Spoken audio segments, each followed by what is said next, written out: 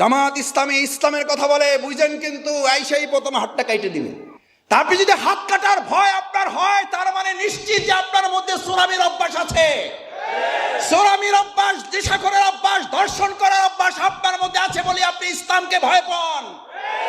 আর যারা ইসলামকে বিশ্বাস করে তারা ইসলামকে নিরাপদ এবং নিরাপত্তার গ্যারান্টি মনে করে। আমি এই প্রোগ্রামে আসার আগে তো সালাতুল এশা পড়ার জন্য আমি প্রস্তুতি গ্রহণ করেছি। এখানে আপনাদের নামাজের বিরতি হয়েছে না হয় নাই? হয়েছে। কেন? আমাদের আল্লাহর হক আছে, মানুষের হক আছে, আপনাদের হক আছে। এই হক 6:30 থেকে শুরু হয়েছে।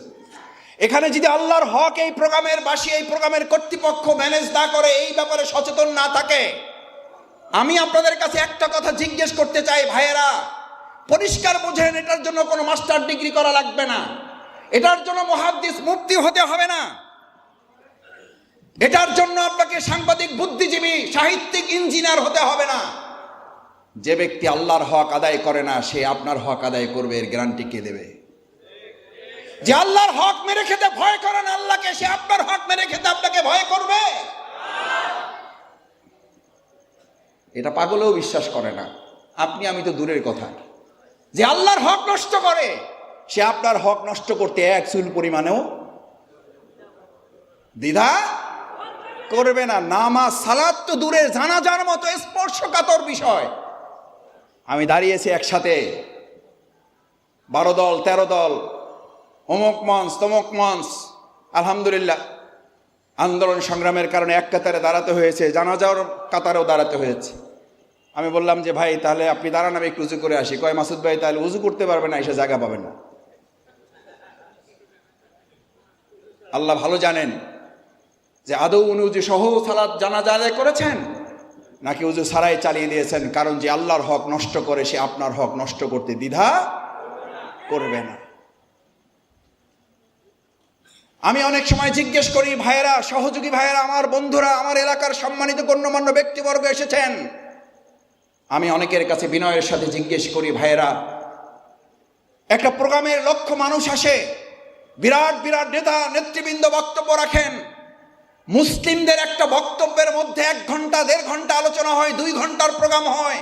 ওই 2 ঘন্টার প্রোগ্রামে যদি 2 সেকেন্ডের জন্য এক আল্লাহ আল্লাহ রসুল, দুনিয়ার পাশে পরকালের কথা যেখানে সেখানে উচ্চারিত না হয়, ওটা আসলে কোনো প্রোগ্রাম না, ওটা হচ্ছে মুসলিমদের সাথে প্রতারণা করার শামিল।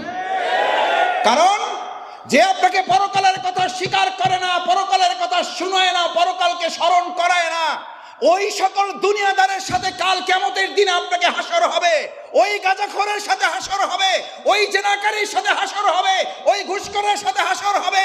আমি আপনাদের কাছে জানতে চাই, রাজনৈতিক বিবেচনায় বাদ দিন, আপনি কাল কিয়ামতের দিন জেনাকারী, ঘুষখোর, চাঁদাবাজ, তাদের সাথে কি আমরা হাসর করতে কেউ রাজি আছি? রাজনৈতিক চিন্তা মাথা থেকে ফেলে দেন। এটা জামাত ইসলামের ব্যানার নয়, ব্যানারটা এখন খুলে ফেলুন। বিবেকের কাছে জিজ্ঞেস করতে চাই, আমরা যদি বেনামাজির সাথে হাসর করতে না চাই, আমরা যদি ধর্ষণকারীর সাথে হাসর করতে না চাই, আমরা যদি চাঁদাবাজদের সাথে হাসর করতে না চাই, আমরা যদি দখলদারের সাথে হাসর করতে না চাই, আমরা যদি মদপানকারীর সাথে হাসর করতে না চাই, আমরা যদি অবৈধ অস্ত্রধারীদের সাথে হাসর করতে না চাই, তাহলে আকিমুস সালাত, যে আল্লাহর নির্দেশে একটু আগে সালাত আদায় করে এসেছেন, সেই আল্লাহর আরেকটা নির্দেশ, কুনু মা'আস সাদিকিন। তোমরা কার সঙ্গী হও? জেনাকারীর? তোমরা কার সঙ্গী হও? মদখোরকারীর? তোমরা কার সঙ্গী হও? ধর্ষণকারীর? কার সঙ্গী হওয়ার জন্য আল্লাহ নির্দেশ দিয়েছেন? সত্যবাদী। জামাতের সঙ্গী হতে হবে না, জামাতের সঙ্গী হয়েন না কেউ। কিন্তু জামাতের এই সারিতে বসা লোকগুলোকে যদি মনে হয় এই লোকগুলো আপনাকে দুনিয়ার কথাও বলে, আপনাকে পরকালের কথাও বলে, যদি মনে হয় এই লোকগুলো আপনার জন্য নিরাপদ, যদি মনে হয় আপনার ডানে বামে বসা লোকগুলো আপনার জন্য নিরাপদ, যদি আমাদের হিন্দু ধর্মের লোকেরা মনে করে, আমি তাদের কাছে অনেক সময় আমার এলাকায় জিজ্ঞেস করি, ভাই আমি এতক্ষণ তো ইসলামের কথা বললাম, আপনি ভাবছেন আমার লাভটা কি? আমি তখন বলি, ভাই আপনি বিবেকের কাছে একটু জিজ্ঞেস করেন, ইসলাম মদ হারাম করেছে, আপনি কি মদ পছন্দ করেন? কয় না ভাই, আমরা পছন্দ করি না। আমি বললাম, আমাদের ধর্ষণকে ইসলাম হারাম করেছে, আপনারা কি ধর্ষণ পছন্দ করেন? বলছে না, পছন্দ করি না। আমি বললাম আমাদের চাঁদাবাজ দখলদারিত্ব ইসলাম নিষিদ্ধ করেছে, আপনারা কি পছন্দ করেন? বলছে না, পছন্দ করি না। আমি তখন জিজ্ঞেস করলাম, তাহলে ইসলাম যা চায় আপনারাও তাই চান? এবং বরং উল্টে বলতে হবে, আপনারা যা চান সেটাই ইসলাম আমাদেরকে বলেছে। ইসলামই ছিল সেই জামানার। রসুল করিম সাল্লাল্লাহু আলাইহি ওয়াসাল্লাম সোনার মদিনা গঠন করার পর স্বাধীন করে দেওয়া হয়েছিল, যারা চাও তারা জিজিয়ে দিয়ে থাকবে, যারা না চাও তারা এখান থেকে বেরিয়ে যেতে পারো। ইতিহাস সাক্ষী কেউ একজন বলতে পারবে না রসুল সাল্লাল্লাহু আলাইহি ওয়াসাল্লামের সোনার মদিনায় একজন সেখান থেকে বেরিয়ে গিয়েছিল। বরং তারা সাক্ষী দিয়েছিল আইএমএ জাহিলিয়ার সমস্ত যুগের চেয়ে রসুল করিম সাল্লাল্লাহু আলাইহি ওয়াসাল্লামের সোনার মদিনার প্রত্যেকটি দিন আমাদের জন্য সোনালী ইতিহাস। কারণ ইসলাম এই পৃথিবীতে এসেছে শুধু মুসলমানদের জন্য না, কোরআন এসেছে শুধু মুসলমানদের জন্য নয়। কোরআন নাজিল করে আল্লাহ তাআলা বলছেন হুদাল লিন্নাস। কাদের জন্য?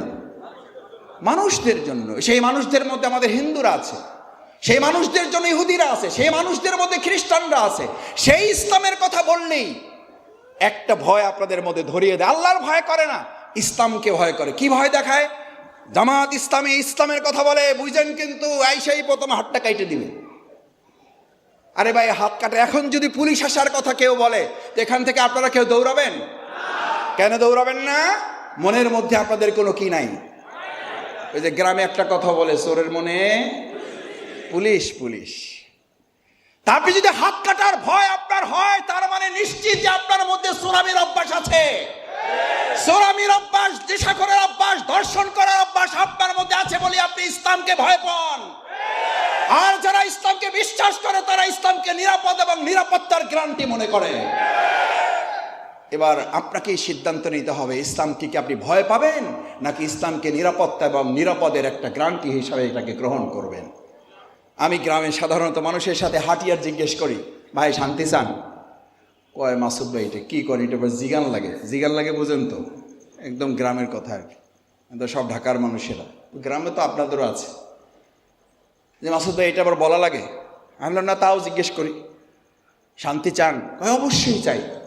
আমি বললাম তাহলে ইসলাম চান কি না? ওই ভাই এটা তো একটা সমস্যা আছে।